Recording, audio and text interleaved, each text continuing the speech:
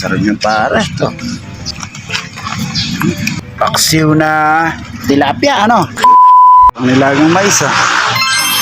Bisita tayo ngayon, si Ate Dang. Ito yung donya na may-ari talaga ng bahay na to. Ayan. Yan ang tunay na may-ari ng bahay.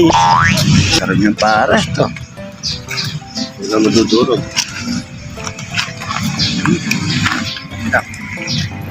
Paksiw na tilapia, ano? Inuulam natin ngayon. Tidang, kumakain ka ba niyan? Oo. Ba? Ang laki naman. Ang talong.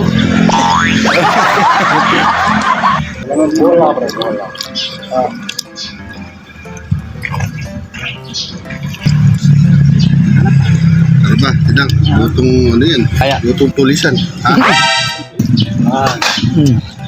Yun. Sa wakas dumating din. Yaman. Ang Ang yaman. sarap yan. Sige, mauna na kayo.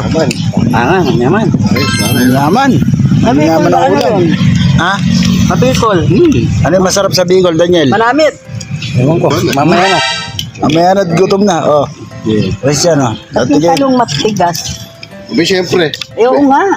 May masarap matigas sa Tidang.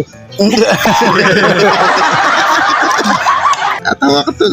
Sarap po. Sarap. Unahan na lang. Daniel. Kain ng kain. Malapit ang ulit. Yun. Kita mo, walang ano yan. Oh. Walang tao yan. Walang bisita. Gano'n, maligak. Alin? Kanin. Okay nga, masarap.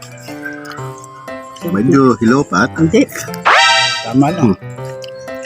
Ayos yan. Ay, taba. Mani, ayos yan. Ayos yan. Talap. Kain ka na kain natin daw. Kain ka na kaya, Tidang. Huwag kang papakagutom, ha? Ba tayo? Kaya sabaw, ha?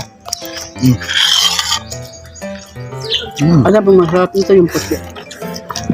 Ayaw mo na ba, Tidang? Ayoko na. Ba? Matabang yung puti natin dyan. Ngayon na, kaya kumain. Ginugulay lang yan, Tidang, yung puti ng mais. Ito talaga pang ano.